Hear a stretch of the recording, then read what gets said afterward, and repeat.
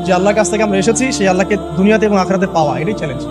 আল্লাহকে যে ব্যক্তি পেয়েছে সে দুনিয়ার সব পেয়ে গেছে।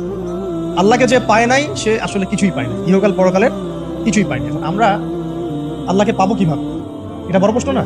যে আল্লাহর কাছ থেকে, যে জান্নাত থেকে আমরা পৃথিবীতে চলে আসলাম, সেই জান্নাতে যেতে হলে তো আমাকে আল্লাহকে পেতে হবে।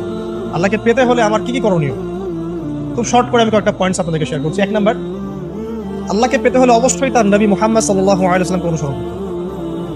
এছাড়া আল্লাহকে পাওয়ার দ্বিতীয় কোনো পথ নেই। আল্লাহকে পেতে হলে অবশ্যই তার নবী মুহাম্মদ সাল্লাল্লাহু আলাইহি ওয়াসাল্লামের আদর্শগুলো জীবনের প্রতিটা ক্ষেত্রে বাস্তবায়ন করতে হবে।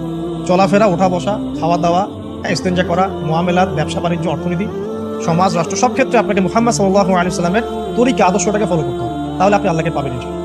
যে ব্যক্তি আল্লাহকে পেয়েছে সে দুনিয়াও পেয়েছে, আখিরাতও পেয়েছে। যে আল্লাহকে পায় নাই, দুনিয়াও বরবাদ, আখিরাতও বরবাদ। 1 নাম্বার তাহলে কি কাজ? আল্লাহ পাকের সর্বশেষ নবী মুহাম্মদ সাল্লাল্লাহু আলাইহি ওয়াসাল্লামকে অনুসরণ করা, তার আদর্শ